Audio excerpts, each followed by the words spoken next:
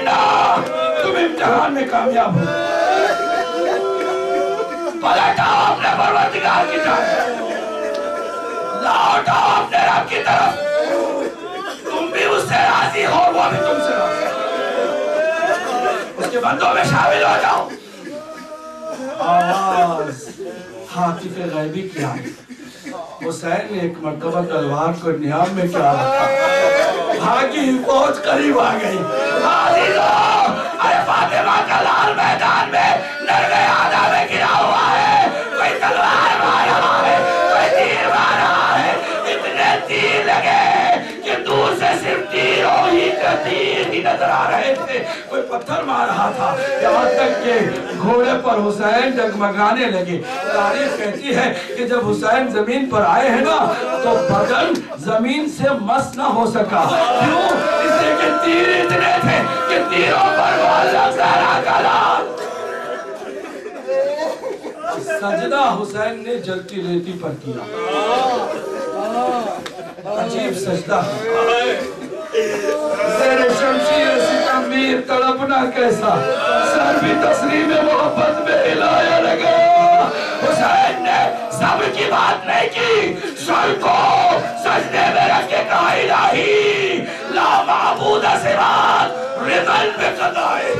حسین راضی ہے حسین راضی ہے تیری قضاؤں کا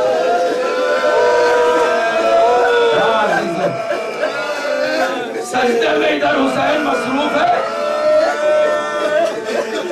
ادھر زینب خیمے سے باہر نکل چکی سنیے گا میں کیا کہنے جا رہا ہوں آج تصور شرط ہے اور آج یوم عاشور کی شہادت کی مجلس ہے حسین کا ذکر ہو رہا ہے زینب آ گئی اس منظر کو قریب سے دیکھنے کے لیے سجدے میں حسین مصروف ہے خوف اور حیبت حسین کی دشمنوں پر ابھی بھی طاری ہے کسی میں جرات نہیں ہے کہ حسین کے قریب سارے کے سارے خوف کھا کر کے کھڑے ہوئے ہیں ہمارے ساتھ نے کہا کیوں نہیں آگے بڑھتے شمن جاؤ حسین کے سر کو سر سے جدا کر دو جاؤ حسین کا کام تمام کر دو کہتا مجھ میں ہمت نہیں ہے اگر حسین زندہ ہو تو کسی کی خیر نہیں ہے کیسے معلوم ہو کہ حسین زندہ ہے کہ نہیں ہے سنیے کہ عزیزو ایک شریر ظالم نے کہا مجھے معلوم ہے حسین کی غیبت کو للکارو کیسے شور مچاؤ کہ چلو خیموں پر حملہ کرتے جب خیموں پر حملہ کی بات سنے گا حسین اگر زندہ ہوگا غیرت سے حسین آواز دے گا بات بالکل صحیح تھی دشمنوں کی ایک مرتبہ شور مچایا کہ چلو خیموں کو لوٹنے چلتے ہیں حسین نے کہا حسین ابھی زندہ ہے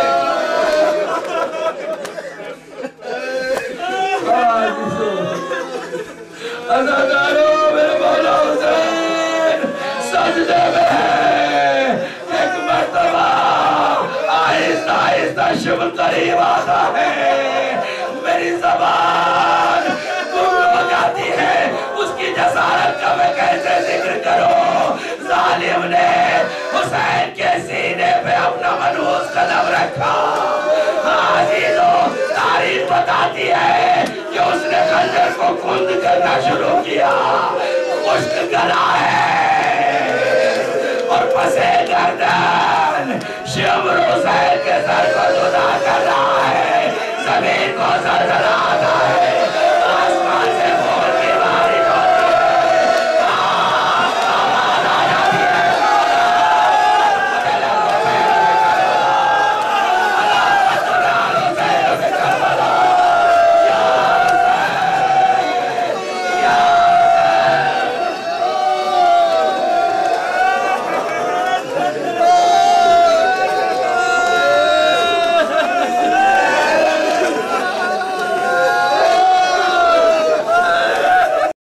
کربل تم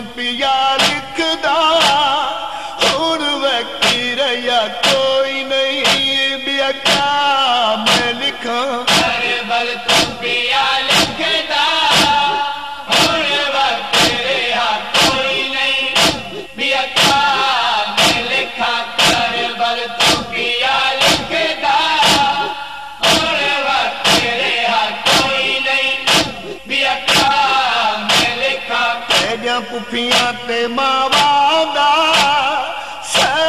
سجاد سوا کوئی نہیں بیا کیا میں لکھاں تیجا پپیاں تے ماوادا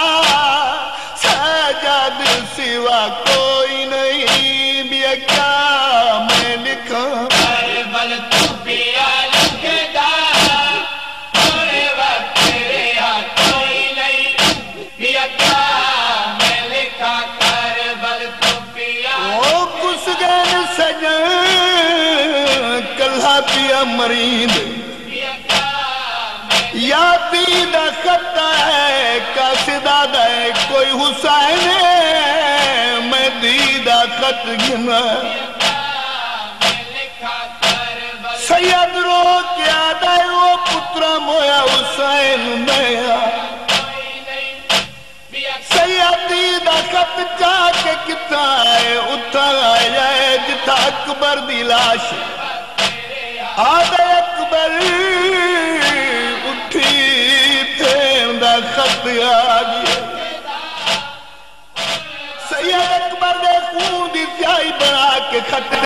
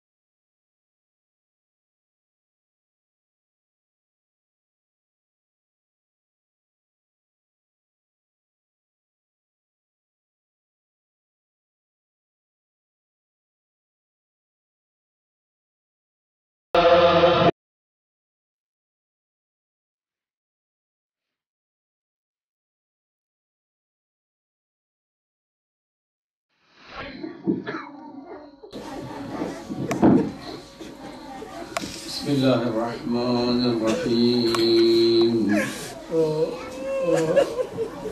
السلام علی الحسین المظلوم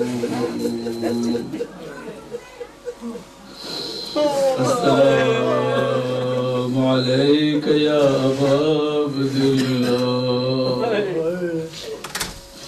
السلام علیک یا کفیل العبر عزادارو جس شام کا انتظار تھا وہ شام آ گئی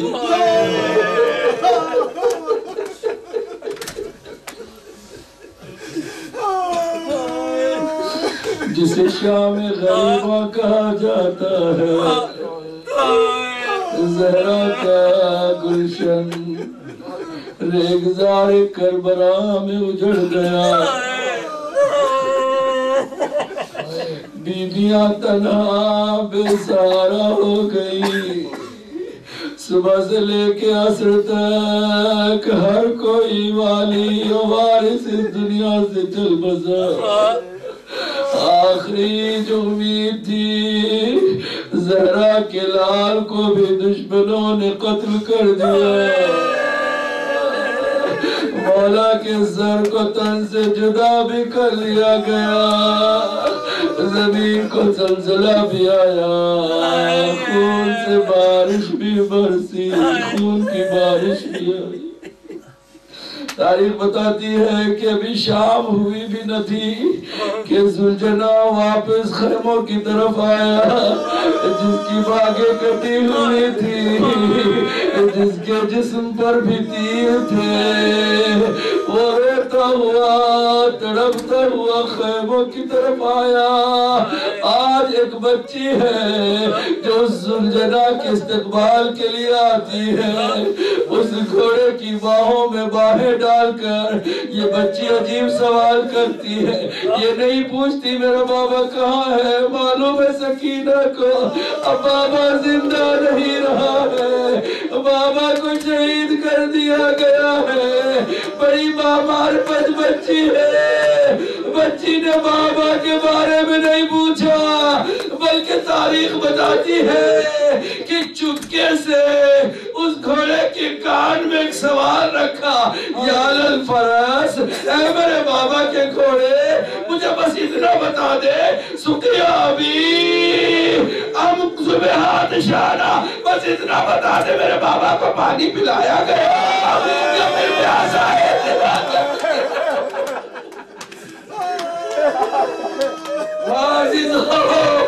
بچی کو اپنے بابا کی پیاس بڑا ستاتی تھی. بابا کو پانی پلایا گیا یا پیاسا ہی ذبح کر دیا گیا. عزیزو جواب وہ بے زبان گھوڑا کیا دیتا؟ تاریخ بتاتی ہے کہ ایک مرتبہ اس کے جواب میں ذوالجلال نے اپنے سر کو زمین کربلا پہ پٹکنا شروع کر دیا. ہائے بیٹی, باپ میرے پاقا کی لال, میں کیا تمہیں بتاؤں, پیاسا ہی ذبح کر دیا گیا. اس قدر اس نے اپنے آپ کو پٹکا کہ اس کی درو نکل گئی. حاضر شام بھی نمودار ہو گئی. ادھر دشمنوں نے حسین کے کام کو تمام کرنے کے بعد خیموں کا رخ کیا. عزیزو سنو, چھوٹے چھوٹے بچے آپ کے بھی ہوں گے, لیکن خدا کبھی آپ کے بچوں کو جنگل میں اس طرح بے سہارا نہ چھوڑے کہ ایک مرتبہ خیموں میں آگ لگا دی گئی. ایک خیمے سے بیویاں نکلی دوسرے خیمے میں, سارے بچے دوسرے خیمے میں, دوسرے خیمے بھی آگ لگی, یہاں تک کہ سارے خیمے جل گئے. مقتل میں, اندھیرے میں, جنگل میں بچے بکھر گئے. ہاں عزیزو, لیکن تاریخ میں ایک لکھنے والے رائٹر نے لکھا ہے کہ میں نے دیکھا کہ ایک جلتے ہوئے خیمے کی طرف ایک بی بی ہے جو بار بار بڑھتی ہے, اندر جانا چاہتی ہے پھر واپس آ جاتی ہے. میں نے سوچا شاید کوئی قیمتی سامان رہ گیا ہے جسے نکالنے کے لیے بی بی کوشش کر رہی ہے. لیکن جب میں نے غور سے دیکھا تو کیا دیکھا, ارے بی بی کے ہاتھوں پر ایک نوجوان ہے, وہ کوئی اور نہیں ہے, سید سجاد. جزاکم ربکم. اندھیری اس بھیانک رات کے منظر کو کون بیان کر سکتا ہے؟ پھر اس سے پوچھ دی ہے بی بی کہ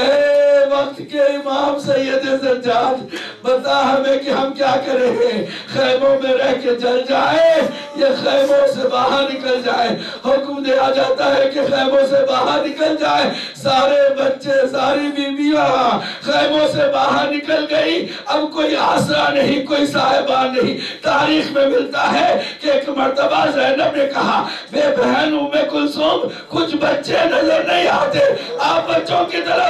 تلاش میں نکلیے گا, میں ادھر سے بچوں کو ڈھونڈنے کے لیے نکلوں گی. بچوں کو ڈھونڈتے ڈھونڈتے اس ٹوٹے ہوئے تبر اور ٹوٹے ہوئے خنجر کے درمیان اور بکھری ہوئی لاشوں کے درمیان دو بچوں کو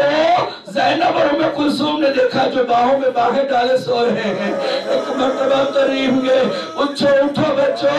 اٹھو, یہ سونے کا وقت نہیں ہے, اٹھو, چلو ہمارے ساتھ. جب کوئی جواب نہیں آیا, شانہ ہلایا زینب نے, کہا انا للہ و انا الیہ راجعون. زینب نے ایک لاش اٹھائی, ام کلثوم نے دوسری لاش اٹھائی. گویا زینب نے نشیب کا رخ کر کے کہا, ہو بھیا حسین, ذرا دیکھ رہے ہو ہم نے بھی لاشیں اٹھائی ہیں, فرق یہ ہے کہ تم نے دن کے اجالے میں لاشیں اٹھائی ہیں, ہم رات کے اندھیرے میں لاشیں اٹھا رہے ہیں.